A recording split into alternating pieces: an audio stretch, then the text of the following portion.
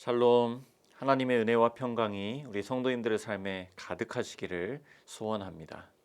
오늘 우리 함께 사도행전 8장 1절부터 13절까지 함께 보도록 하겠습니다.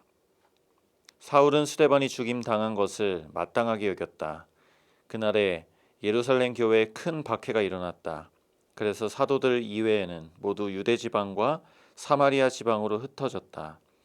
경건한 사람들이 스데반을 장사하고 그를 생각하여 몹시 통곡하였다.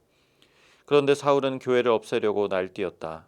그는 집집마다 찾아 들어가서 남자나 여자나 가리지 않고 끌어내서 감옥에 넘겼다. 그런데 흩어진 사람들은 두루 돌아다니면서 말씀을 전하였다. 빌립은 사마리아 성에 내려가서 사람들에게 그리스도를 선포하였다. 무리는 빌립이 행하는 표징을 듣고 보면서 그가 하는 말에 한 마음으로 귀를 기울였다. 그것은 귀신 들린 많은 사람에게서 악한 귀신들이 큰 소리를 지르면서 나갔고 많은 중풍병 환자와 지체 장애인이 고침을 받았기 때문이다. 그래서 그 성에는 큰 기쁨이 넘쳤다. 그 성에 시몬이라는 사람이 있었는데 그는 마술을 부려서 사마리아 사람들을 놀라게 하며 스스로 큰 인물인 채 하는 사람이었다. 그래서 낮은 사람으로부터 높은 사람에 이르기까지 모두 이 사람이야말로 이른바 하나님의 위대한 능력의 소유자이다 하고 말하면서 그를 따랐다. 사람들이 그를 따른 것은 오랫동안 그가 마술로 그들을 놀라게 했기 때문이다. 그런데 빌립이 하나님 나라와 예수 그리스도의 이름에 관한 기쁜 소식을 전하니 남자나 여자나 다 그의 말을 믿고서 세례를 받았다. 시몬도 믿게 되었고 세례를 받은 뒤에 항상 빌립을 따라다녔는데 그는 빌립이 표징과 큰 기적을 잇따라 행하는 것을 보면서 놀랐다. 아멘. 사도행전 8장은 스데반이 순교한 직후의 일을 다루고 있습니다. 스데반의 설교를 보면 강력합니다. 정말 이게 사람의 지혜로서는 나올 수 없다라고 할 수 있을 그런 설교입니다. 성령 충만하여 말씀을 전하고요. 회개를 촉구했습니다. 그런데 결과는 순교였죠. 본문은 스데반 집사가 순교한 그날에로 시작됩니다. 그날에 교회에 큰 박해가 있었다고 말씀합니다. 그리고 그 박해를 통해 성도들이 유대와 사마리아 지방으로 흩어지는 결과가 있었다고 합니다. 여러분 잘 아시는 한 말씀이 떠오르시죠?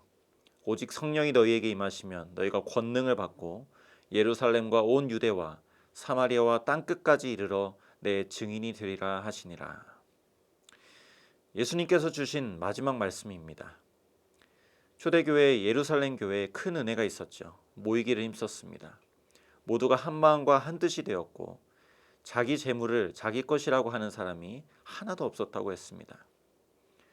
복음 안에서 모이는 것 중요합니다. 그런데 주님의 뜻은 더 나아갑니다. 모일 뿐 아니라 복음이 흩어지는 것까지 거기가 주님의 뜻입니다. 씨는 넓은 곳에 골고루 뿌려져야 합니다. 유스 공동체에서 지난 10주 동안 제자훈련을 진행했습니다.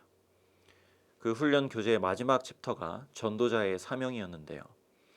한 친구가 예수님의 제자가 된다는 것이 어떤 것인지를 이 마지막 챕터에서 발견했다고 했습니다. 그러면서 이런 간증을 나누었습니다. 예수님의 제자가 된다는 것은 전도자가 되는 것이구나. 내 신앙을 내 안에서만 썩혀 고인물로 만드는 것이 아니라 갈릴리 호수처럼 내가 하나님께 받은 감동과 기쁨을 모두에게 전하고 흘려보내는 것이구나. 그렇습니다. 복음을 가진 사람은 복음을 가지고 있으면 안 됩니다. 그것을 또한 전해야 되죠. 성도님들께서 이 조국 대한민국을 떠나 캐나다로 오게 되신 다양한 사연들을 갖고 계실 것입니다. 그리고 그 사연 뒤에는 하나님의 흩으신 손길이 있습니다. 흩으신 중요한 목적은 내가 선 이곳에서 복음을 전하는 것입니다. 4절에 보시면 흩어진 사람들이 뭘 했다고 나옵니까? 흩어진 사람들은 두루 돌아다니면서 말씀을 전하였다. 5절에도요. 빌립은 사마리아 성에 내려가서 사람들에게 그리스도를 선포하였다. 여러분 사마리아는 유대인들이 밟지도 않는 땅입니다. 꼭 그 땅을 밟아야만 했다면 그 땅을 나오면서 먼지를 털 정도로 생각도 하기 싫은 곳이었습니다. 빌립은 예루살렘 교회의 탁월한 평신도였습니다. 탁월했음에도 불구하고 자라온 배경상 스스로 선택해서 이 사마리아에 갈 일은 없었을 겁니다. 여러분, 이 타지에 수십 년을 살아도 여전히 마음 편히 놓을 수 없죠.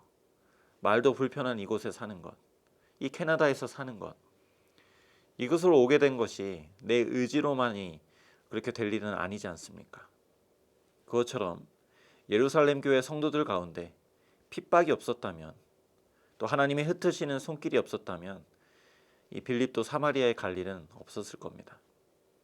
근데 지금 하나님의 강권적인 인도하심 속에 사마리아 성에 가서 그리스도를 전파하죠. 하나님이 이끄신 곳에서 이끄심을 따라 순종할 때 하나님의 일이 나타나기 시작합니다. 빌립이 사마리아 성에 내려가서 그리스도를 전했더니 그 이방 사람들이 한 마음으로 그가 하는 말을 따르기 시작합니다. 귀신들이 떠나가고요. 못 걷던 사람들이 낫기 시작합니다. 그러면서 8절에 그 성에 큰 기쁨이 넘쳤다고 말합니다. 사마리아 성은 기쁨을 잃은 곳이었습니다. 왜냐하면 그곳에 복음이 없었죠. 복음의 표지는 기쁨입니다. 사마리아 성에 복음이 들어가자 온 성 안에 그 전에 경험하지 못했던 기쁨이 넘쳐나기 시작하죠. 표적과 기사도 중요합니다. 그러나 복음이 전해지는 것이 더 중요합니다. 기적이 일어난 이유는 복음이 전해졌기 때문입니다. 성도 여러분, 우리 삶에 기쁨이 없습니까? 하나님의 역사들이 보이지 않습니까? 그렇다면 지금 우리가 구할 제목은 표적과 기사 이전에 복음이 회복되는 것입니다.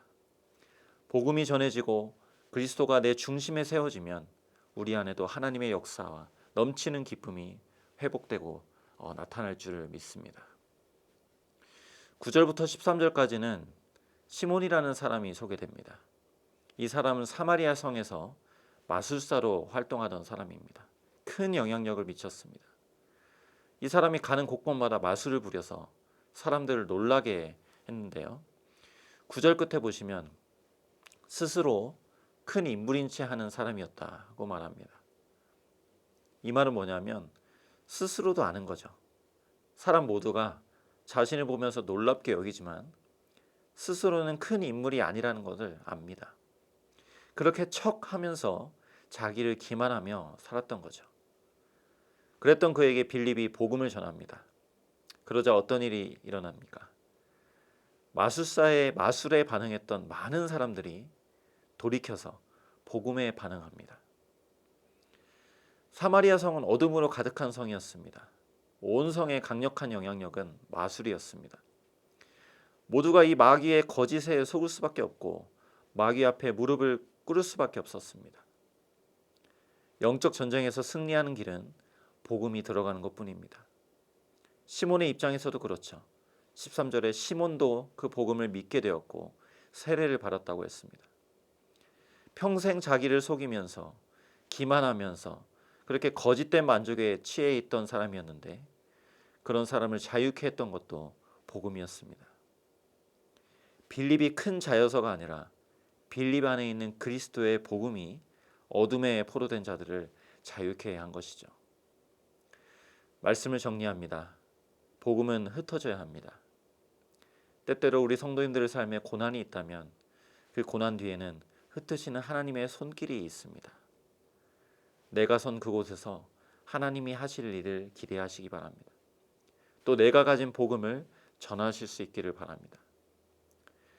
지금 이 순간에도 미랄교회 선교팀이 도미니카 공화국에서 선교 사역을 감당하고 있습니다. 오늘 우리도 선교사로 부름을 받았습니다. 성도님들께서 서게 될 그곳도 하나님이 보내신 곳입니다. 그곳에서 복음을 전하십시오. 그럴 때 내 안에 기쁨이 넘칠 뿐 아니라 그 현장에 큰 기쁨이 넘치게 될 줄 믿습니다. 기도하시겠습니다. 하나님 아버지, 우리 가운데 복음을 주신 은혜에 감사합니다. 우리 안에 기쁨이 없었습니다. 우리 안에 거짓으로만 가득했습니다. 그런 우리에게 복음으로 찾아오셔서 큰 기쁨을 주셨사오니 하나님, 우리도 다시 한번 복음으로 돌아가서 자유를 얻게 하시고 회복해 하여 주시고, 또 우리가 선 그곳에서 복음을 전할 때에 내가 그 경험한 복음을 온 세상이 함께 경험할 수 있도록 도와주시옵소서. 오늘도 우리가 선 그곳에서 선교사로 우리의 삶을 감당할 수 있도록 도와주시고, 우리 모든 미랄의 성도님들을 통하여서 복음이 편만하게 전해지는 역사가 있게 하여 주시옵소서. 예수 그리스도의 이름으로 기도드립니다. 아멘.